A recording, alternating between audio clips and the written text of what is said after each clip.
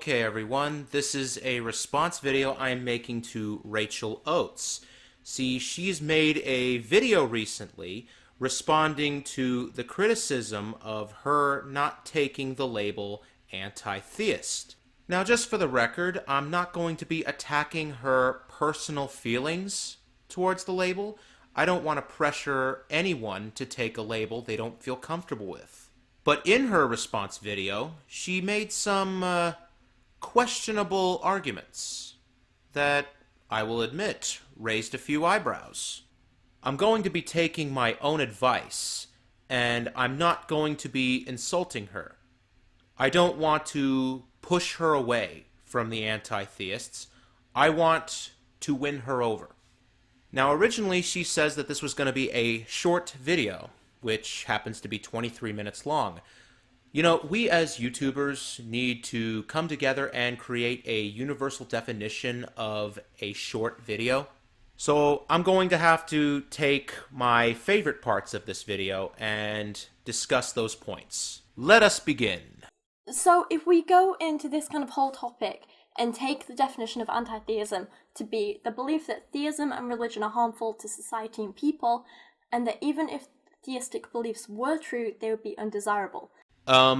No. If theism were true, then anti-theism wouldn't exist. Anti-theism is about red-pilling people on the truth about religion. That's the definition that we're going to take. So in that case, yes, I do believe that a lot of religions are, on the whole, harmful to people and harmful to society, and I do think that on the whole, we'd be better off without them. So then you agree with us. Or at least, that's what you're saying in this clip. If you're under no illusion that religion is harmful for society, then welcome to the party, pal. So if you already think that, on the whole, we would be better off without religion, then I don't see where the conflict is between us. So let's skip ahead, shall we? One example I'd give is like Buddhism, right? I might not really think there's much to Buddhism. I think it's full of like wishy-washy stuff, all the like spirituality and enlightenment and like I don't know, I don't think there's much hard evidence for a lot of it. I don't think it's I don't know, I just find it all a bit wishy-washy and like bleh. But that said, it's not this horrific, harmful thing on the whole, because it gave us some great things like meditation, which is actually a really great tool for relaxation and calming us down, and just like helping heighten self-awareness and our, giving us a chance to understand ourselves and our bodies and our thoughts and stuff like that, I'm not really going to touch on the point of the Buddhist doctrine because Godless Cranium did an excellent job in his response to Rachel Oates. But judging by Rachel Oates' response on this point, I do not think she is aware of Buddhist violence that is being committed on religious minorities as we speak. I will put some reading material discussing this matter in the description below. But as for the meditation thing, we have Americanized schools for yoga and Tai Chi. I mean, I took Tai Chi for a year, and I didn't have to subscribe to any religious beliefs in order to practice it. Okay, but now I really want to get to my favorite part of her video. Sometimes you have to acknowledge that a little bit of good can come out of it. It's like, a comparison I sometimes use is like shoplifting, right? I've worked quite a lot in retail in the past. Like, I started when I was 14, and I've worked jobs on and off for a long time in retail, like mostly part-time when I need a bit of extra cash. But the point is, I know the damage shoplifting can do, right? I don't think it's something we should ever encourage. I think we should teach kids from a young age that shoplifting is wrong and tell them why it's wrong and explain to them the consequences and the damage done by shoplifting. And I think on the whole, shoplifting is a bad thing for society. However... Okay, I do not like where this is going. If shoplifting a little bit of food is the only way a child, like a specific child, can get a meal one day, then I am prepared to overlook the shoplifting just this once and recognise that yeah, something good did come out of that. And that kid might be able to get food elsewhere, through social services, homeless shelters, food banks, and so on. I get that. Shoplifting might not be the only way for them to get food, but there might be reasons that they don't want to go down those other routes, and that shoplifting seems like the only possible option for them, right? And so, in this very, very specific scenario, I can understand that shoplifting can actually do some good for a person. At the expense of others. I would probably recommend to Rachel Oates to not use that analogy again. I just don't think it's wise to try and find something good in something that is considered universally wrong. She even explained that she used to work in retail and that she's seen the damage done by shoplifting firsthand. The ultimate problem with this analogy is that the good is being felt by one person while the bad is being felt by someone else. So if you're trying to explain how a child shoplifting some food can do good for a person, I'm pretty sure the shopkeeper would like you to elaborate on that. And the same thing goes with religion. You cannot sell religion to people that have been victimized by said religion, because practically every religion has been responsible in some way, shape, or form for mass killings in what should be considered the ultimate negative. That's why communism is bad, Nazism is bad, religion overall is bad, even state-mandated atheism is bad because of the actions taken by the cult of reason during the French Revolution. But Rachel Oates was quite clear in saying that shoplifting should not be encouraged. It should be taught to our children that it is universally wrong. But she also does bring up the other options that the child could have taken to shoplifting, which kind of makes the child look worse by comparison.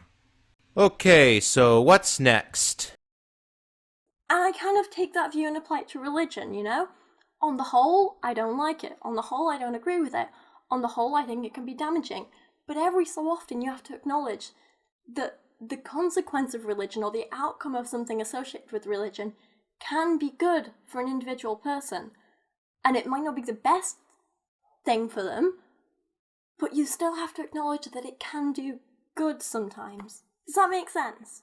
But what is the reasoning to why people in these religions are doing good? Is it because of the goodness of their own heart, or is it because they're being told that if they don't do good, their sky god will send them to eternal damnation? Whatever good religion brings, it can be brought by secular means. And these secular means are not going to be motivated by some fake sky god. Most of the time, religions do these good things in order to recruit people to start believing in their corrupt ideological doctrine. What I'm trying to say is that I can't bring myself to condemn every single religion in the world. I can't bring myself to condemn every person in the world who believes in a religion and imply that it's all completely harmful by giving myself this anti-theist label.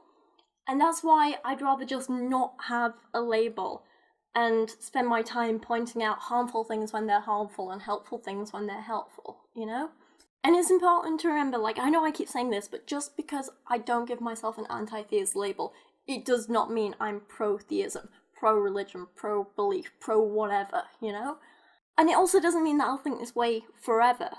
I am very, very, open to my opinions and my beliefs and everything changing as I learn more and I grow and I change as a person as I get older and as my circumstances change.